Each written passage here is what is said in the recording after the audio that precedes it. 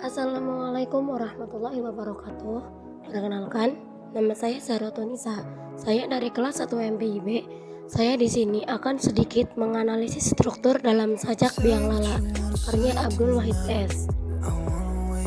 Perkembangan perpuisian Indonesia mutakhir dekade 1980-an hingga sekarang diwarnai keragaman bentuk kepuitisan maupun isi. Hal menarik dari kecenderungan itu ialah munculnya bentuk kepuitisan surrealistis. Gaya kepuitisan surrealistis merupakan pencampuran antara gaya puitisan realitas dengan angan. Di samping bentuk kepuitisan surrealistis, pada aspek ini, puisi dekade 1980-an menyuarakan kegelisahan kultural dengan berpijak pada religiositas. Penulis diri juga pernah menulis tentang munculnya fenomena sastra profetik. Apabila karya sastra tidak memenuhi hajat fungsinya, maka akan dinilai tidak bermutu.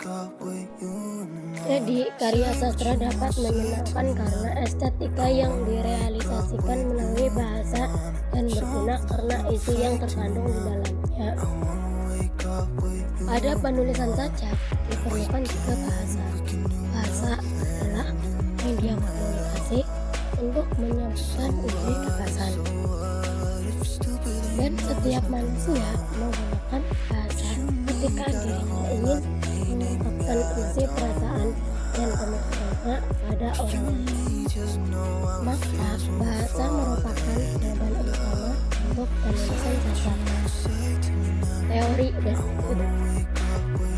Sajak adalah semacam bangunan bahasa di dalamnya mengandung unsur kepuitisan dan pada saat tertentu aspek kepuitisan ini menjadi menentukan dan memberi gambaran tentang sejauh mana penyair mempunyai gaya cipta yang orisinal serta akan memberi pengertian pembaca.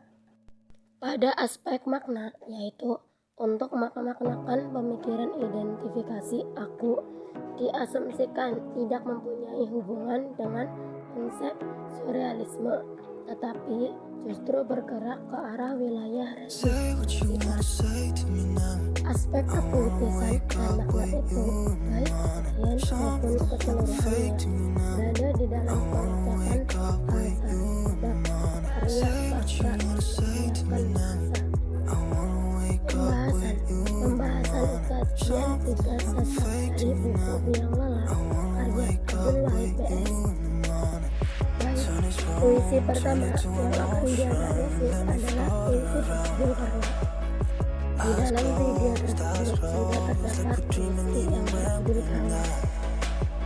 Di bait pertama, sajak yang berjudul Karya, penyair mendeskripsikan bahwa Karya adalah seorang laki-laki atau perempuan yang sudah menikah dan menjadi sepasang suami istri.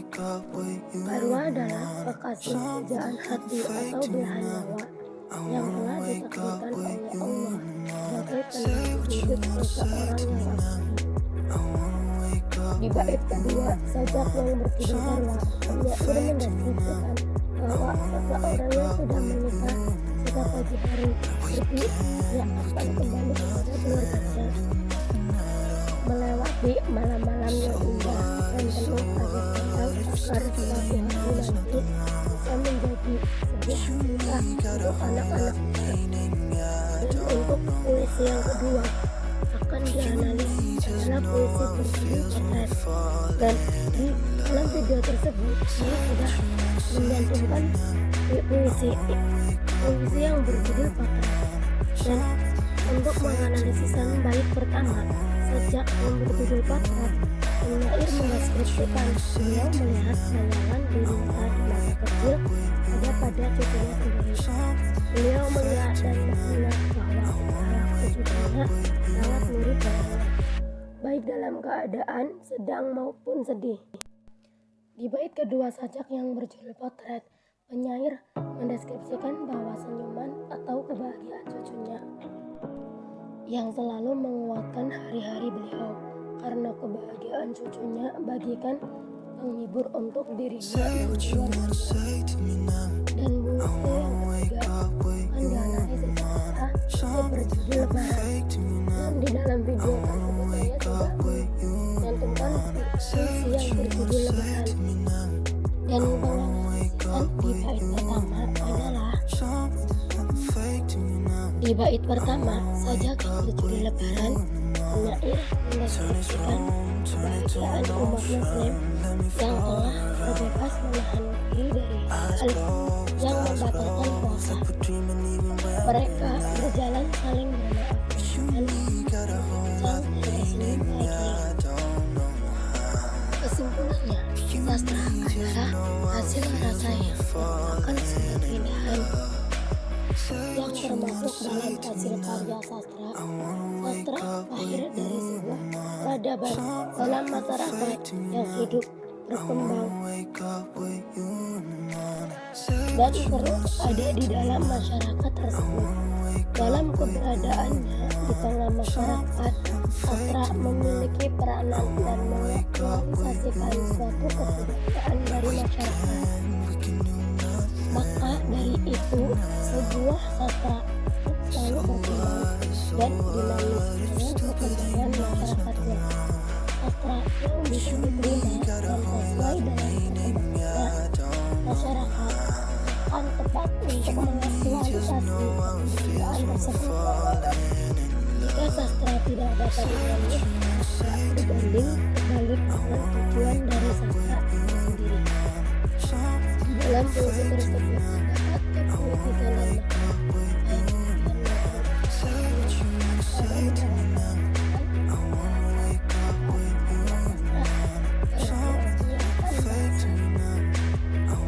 sementara itu, bahasa itu sebelum jadi sajak telah mempunyai arti sebagai sistem semiotik tingkat pertama.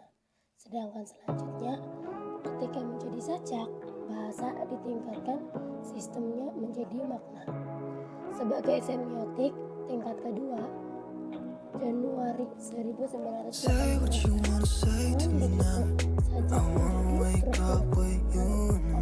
struktur aspek penulisan, aspek penggunaan retorika dan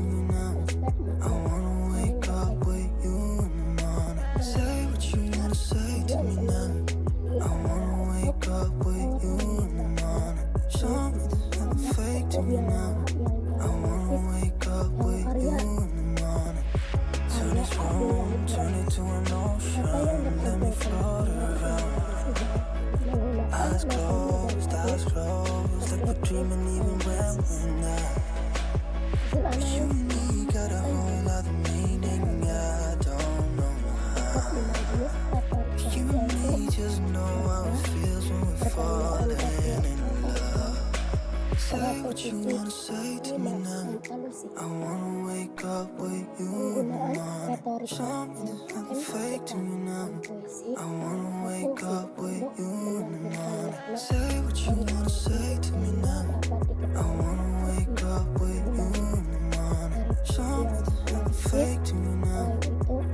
dapat diketahui dari itu penggunaan retorika juga berfungsi untuk memberikan puisi ataupun video untuk menganalisis puisi tersebut.